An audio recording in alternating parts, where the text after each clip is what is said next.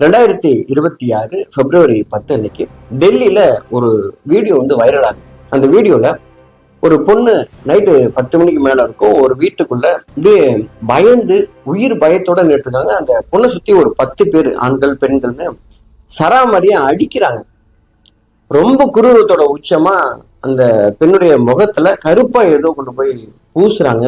அதை தடுக்கிறதுக்கு முயற்சி பண்ணாங்க. அந்த பெண் என்ன எதுவும் பண்ணிடாதீங்க அப்படின்னு சொல்லிட்டு அவங்களுடைய முகத்துல அந்த பயத்தோட ரேகைகள் ஓடுறதை நம்ம பார்த்துருக்க முடியும். இப்படி ஒரு குரூரமான வீடியோ ஸ்ப்ரெட் ஆனிச்சு. இந்த வீடியோவுக்கு பின்னாடி இந்த பெண் ஏன் இப்படி தாக்கப்படுறாங்க, இவங்களை அடிச்சதெல்லாம் யாரு, இந்த வீடியோவுக்கு அப்புறம் அந்த பொண்ணுக்கு என்ன நடந்துச்சு, அவங்க உயிரோட இருக்காங்களா இல்லையா அப்படிங்கிற இந்த கிரைம் சம்பவத்தை பத்தி தான் இன்னைக்கு இந்த சேனல்ல நம்ம பேச போறோம். சரி, நம்மளே இது வரைக்கும் இந்த சேனலை நீங்க சப்ஸ்கிரைப் பண்ணாம பாத்தீங்கன்னா மறக்காம சப்ஸ்கிரைப் பண்ணி ஆதரவு தாங்க. சரி, நேரடியா இந்த கிரைம் சம்பவத்துக்கு போலாம்.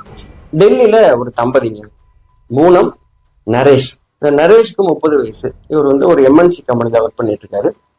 பூனமுக்கு 27 வயசு. இவங்க ஒர்க் பண்ணல, வீட்டுல தான் இருக்காங்க. இவங்களுக்கு 2 வருஷத்துக்கு முன்னாடி தான் திருமணம் ஆயிருக்குது. இவங்க எல்லாமே டெல்லிக்காரங்க தான்.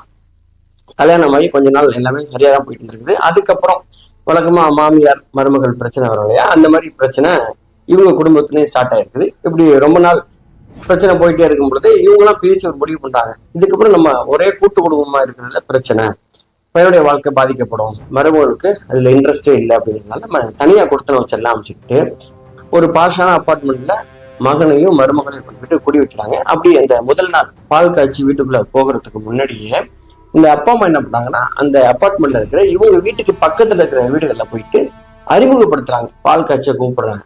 கூப்பிடும் பொழுது இதனுடைய மகன், இது உங்க மருமகள், இப்பதான் கல்யாணம் ஆகி வந்திருக்காங்க, இவங்களுக்கு இந்த ஏரியாவில ஹெல்ப் பண்றதுக்கு யாரும் கிடையாது, ஏதாவது ஒரு உதவின்னா நீங்க தான் கொஞ்சம் பாத்துக்கணும் அப்படின்னு சொல்லிட்டு இவங்க மாமியார் இருக்காங்களா, அவங்க போய் பக்கத்து வீடுகளில் இருக்கிற பெரியவங்க எல்லாம் பேசி அவங்க நம்பரையும் இவங்க வாங்கிக்கிறாங்க. இவங்க நம்பரையும் அவங்க கொடுத்துட்டு ஏதாவது ஒரு உதவினா நான் உங்களுக்கு ஃபோன் பண்றேன், அவங்க நீங்க கொஞ்சம் பார்த்துங்க, சின்ன பசங்க 2 பேரும் சொல்லிட்டு இந்த மாதிரி அறிமுகப்படுத்திட்டு இங்க விட்டுட்டு வந்துடுறாங்க. அதுக்கப்புறம் ஏறக்குறைய ஒரு 1.5 வருஷம் இந்த அப்பார்ட்மெண்ட்ல தான் தங்கி இருக்கிறாங்க இந்த பெண்ணும் இந்த நரேஷும். இப்படி நல்லா தான் போயிட்டு இருக்கிறது. அந்த மாமியார் சொன்னதுனால பக்கத்து வீட்டுல இருக்கிற வயதானவங்க எல்லாம் இந்த இளம் தம்பதிகள் மேல ஒரு கரிசனையா இருப்பாங்க. இந்த மாதிரி இருக்கிற சூழல் தான் இந்த வீட்டுக்கு அடிக்கடி இளம் வயதுடைய ஆண்கள்லாம் வர ஆரம்பிச்சிருக்காங்க. ஒரு 20 இருந்து 30 வயதுக்குள்ள இருக்கிற ஆண்கள்லாம் வர ஆரம்பிச்சாங்க. ஆரம்பத்துல பக்கத்துல இருந்த அந்த பெரியவங்க வயதான பெண் இருக்காங்க, அவங்களுடைய பார்வையில இந்த மாதிரி ஆண்கள் பண்ணிட்டே இருக்கும்பொழுது இந்த பூனத்திட்ட போய் அவங்க கேட்கறாங்க, யாருமா இது அப்படின்னு சொன்னா, இது என்னுடைய தம்பி, இதனுடைய அண்ணன், சொந்தக்காரங்க இங்க வந்திருக்காங்க, அதனால என்ன பார்க்க வர்றாங்கன்னு சொல்லிட்டே இருக்காங்க. இது அவங்களுக்கு ஒன்றும் பெருசா தெரியவே இல்லை. ஸோ இது எல்லாமே நல்லா போயிட்டே இருக்குது. இந்த மாமனார் மாமியார் குடும்பமும் என்ன பண்ணுவாங்கன்னா, மாசத்துக்கு ஒரு முறை பையன் வீட்டுக்கு பேசிட்டு சாப்பிட்டு அப்படி போவாங்க. இந்த மாதிரி வரும்போதுலாம் பக்கத்து வீடுகிட்ட போயிட்டு இவங்களும் விசாரிக்கிறது உண்டு, நல்லா இருக்கீங்களா அப்படின்னு சொல்லிட்டு. அப்படி விசாரிக்கும் பொழுது பக்கத்துல இருக்கிற அந்த வயதான அம்மா என்ன சொல்லியிருக்காங்கன்னா, நீங்க எதை பத்தியும் கவலைப்பட வேண்டாங்க, ஏன்னா பூனத்துடைய அண்ணன் தம்பியை அடிக்கடி வந்துட்டு போறாங்க, அதனால நீங்க பயப்படாம நீங்க இருங்க அப்படின்னு சொல்லிட்டு அவங்க சொல்றாங்க. அப்பதான் இந்த மாமனார் மாமியாருக்கும் பயங்கரமான ஷாக்கு. ஏன்னா பூனத்துக்கு அண்ணன் தம்பி அப்படின்னு எந்த உறவும் கிடையாது, கல்யாணத்துக்கு யாரும் வந்த மாதிரி அவங்களுக்கு தெரியல அப்படிங்கிறதுனால இவங்களுக்கு அது மனசுல பட்டிருக்கு, இருந்தாலும் அதை விட்டுட்டாங்க.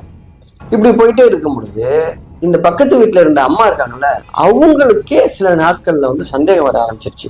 அண்ணன் தம்பின்னா எப்பயாவது வருவாங்க, அது ஓகே, இங்க வர்றவங்க அடிக்கடி வர்றாங்க, அந்த வர்ற ஆண்களும் ஒரு முறை வந்த ஆண்கள் இன்னொரு முறை வர்றதில்ல, வேற வேற ஆண்களா வர்றாங்க. ரொம்ப குறிப்பா வீட்டுக்காரு நரேஷ் எப்ப வேலைக்கு கிளம்புனாரோ அவர் போய் 1 மணி நேரம் கழிச்சுதான் அத்தனை சொந்தக்கார பசங்களும் வர்றாங்க. அப்படின்னா இது ஏதோ தப்பா இருக்கே அப்படின்னு சொல்லிட்டு அந்த பெரியவங்களுக்கு தோணி இருக்கு.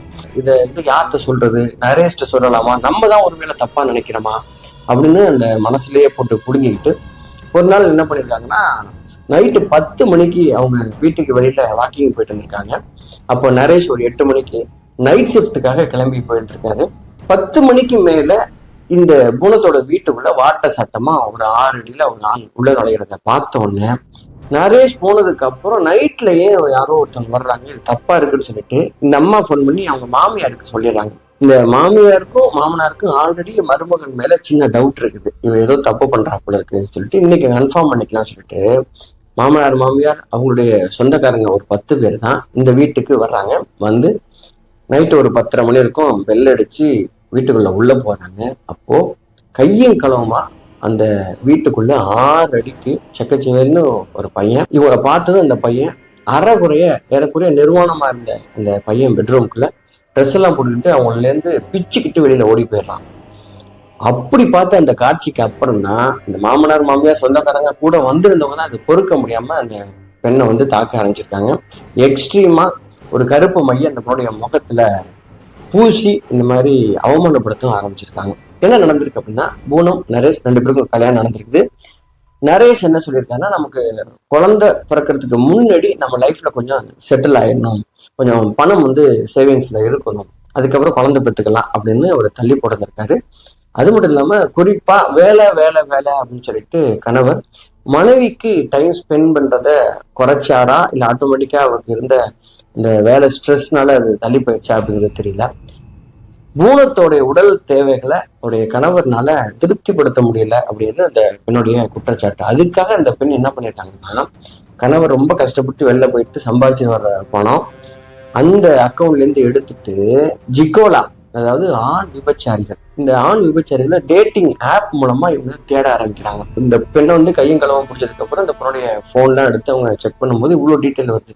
அதுல போயிட்டு இவங்களுக்கு என்ன டிமாண்டோ அதுக்கேற்ற மாதிரி 6 அடிக்கு அதிகமான உயரம் உள்ள நல்ல திடகாத்திரமான ஆண்கள் வேணும்னு சொல்லிட்டு இவங்க தேடி 1 மணி நேரத்துக்கு 5000 ரூபாவா இவங்களை வர வச்சு ஏறக்குறைய 6 மாசமா கணவர் வந்து வேலைக்கு போன உடனே, அது பகலா இருக்கலாம் நைட்டா இருக்கலாம், அது வாரத்துக்கு ஒரு முறை இந்த மாதிரி ஆட்களை வர சொல்லி இவங்க வந்து உல்லாசமா இருக்க தொடங்கி இருக்கிறாங்க. இவங்க தனி கொடுத்தனமா இருந்ததுனால, சொந்தக்காரங்களாம் விட்டு ரொம்ப தூரமா இருந்ததுனால இவங்களுக்கு எந்த விதமான பிரச்சனையும் இல்லாம இந்த உறவு தொடர்ந்துகிட்டே இருந்தது. இவங்களுக்கு இருந்த ஒரே ஒரு பிரச்சனை, மாமியார் பழகி வச்சிருந்த பக்கத்து வீட்டுக்காரங்க தான். அவங்க சொன்னதுனாலதான் இந்த விஷயம் வெளியில வந்திருக்குது.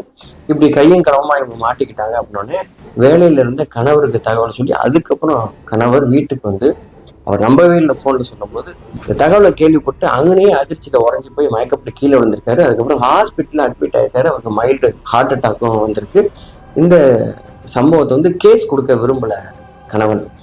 இது என்னுடைய வாழ்க்கையில இருந்த மிகப்பெரிய ஒரு அவமானம், அது கேஸா பதிவு பண்ண வேணாம் அப்படின்னு சொல்லிட்டு அவங்க மனைவியை மட்டும் அவங்க அம்மா வீட்டுக்கு அனுப்பிச்சிடுறாங்க. இது கண்டிப்பா வந்து டிவோர்ஸ் நோக்கி தான் போயிருக்கும். இந்த சம்பவம் ரொம்ப வைரலா பிப்ரவரி 10ஆம் தேதி நடந்த விஷயம். அதுக்கப்புறம் அவருடைய கணவர் வந்து வேலைக்கும் போகவில்லையா, அவருடைய உடல் நலம் வந்து இப்பதான் கொஞ்சம் கொஞ்சமா தேறிட்டு இருக்கு. எப்படி அதுக்கப்புறம் அவருடைய வாழ்க்கையை ஃபேஸ் பண்ண போறான்னு தெரியல.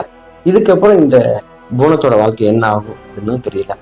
இந்த சம்பவத்தை கேள்விப்பட்டது எனக்கு 2 விஷயம் தான் தோணுச்சு. ஒண்ணு வந்து கணவனுடைய சைட்ல பணம் ரொம்ப அவசியம்தான், லைஃப்ல செட்டில் ஆக வேண்டியது ரொம்ப அவசியம்தான். ஆனாலும் கூட கல்யாண வாழ்க்கையில ஒருத்தருக்கு ஒருத்தர் தேவைப்படுற உடல் தேவைகளை பூர்த்தி செய்யலை அப்படின்னா அந்த தேவைகளை நோக்கி அவங்க வெளியில இந்த மாதிரி அலைபாய வேண்டிய அவசியம் வந்துருது. இதையும் நம்ம வந்து கன்சிடர் பண்ணணும். கண்டிப்பா வேலை வேலை சம்பாத்தியம் பணம் அப்படின்னு போயிட்டு இருக்கிற ஆண்களுக்கு இது ஒரு எச்சரிக்கை. ரெண்டாவது இன்னொரு விஷயம், பெண்களுடைய சைட்ல உங்க குடும்பத்துக்காக தான், உங்க குழந்தைங்களுக்காக தான், பர்டிகுலரா உங்களுக்காக தான் ஒரு கணவன் வந்து ராப்பகலா வெளியில போயிட்டு அடிமை மாதிரி கேவலப்பட்டு திட்டி சம்பாதிச்சு கொண்டு வந்த அந்த பணம் அவ்வளவு கஷ்டப்பட்டு கொண்டு வர்றாரு. அப்போ அவர் எவ்வளோ நமக்காக அவரு லாயலா இருக்காரு அப்படிங்கிறத புரிஞ்சுக்கணும். அதுக்காக சில விஷயங்களை நம்ம வந்து காம்ப்ரமைஸ் பண்ணலாம், இல்லைன்னா அவர்கிட்டயே நம்ம பேசலாம். எனக்கு வந்து இந்த மாதிரி ஆசைகள் இருக்கு அப்படின்னு சொல்லிட்டு முறையா கிடைக்க வேண்டிய இந்த காமத்தை இன்பத்தை இந்த மாதிரி முறையை தவறி நம்ம வந்து அதை தரணும்னு நினைச்சோம் அப்படின்னா மிகப்பெரிய அவமானத்துல, ஏன்னா இந்த பெண் வந்து எப்படி இப்ப அவமானப்பட்டு வாழ்க்கையை இழந்து இது சோசியல் மீடியால ஒரு பெரிய அடையாளமாவே மாறிட்டாங்க. இந்த விஷயத்த நான் வந்து ஒரு பொது சமுதாயத்துக்கு இந்த மாதிரி நடக்கிறதுக்கு வாய்ப்பு இருக்கு. அது மட்டும் இல்லாம இந்த டேட்டிங் ஆப் மூலமா இந்த கல்ச்சர் பரவிட்டு இருக்கு. சென்னையில கூட இந்த ஜிகோலா கல்ச்சர் பரவிட்டு இருக்கு அப்படின்னு சொல்றாங்க. ஸோ ரொம்ப எச்சரிக்கையா இருக்கிறதுக்காக இந்த வீடியோ நான் பதிவிடுறேன். சரி நம்மளே இந்த கேஸை பத்தி நீங்க என்ன நினைக்கிறீங்க? இப்படிப்பட்ட சமூகம் நடக்காம இருக்கணும்னா எந்த மாதிரி நடந்துக்கணும் ஃபேமிலிக்குள்ள அப்படிங்கிறதே பதிவு பண்ணுங்க. மறக்காம இந்த சேனலை நீங்க சப்ஸ்கிரைப் பண்ணி ஆதரவு தாங்க. நான் உங்கள் ஆர் சஜா. நன்றி, வணக்கம்.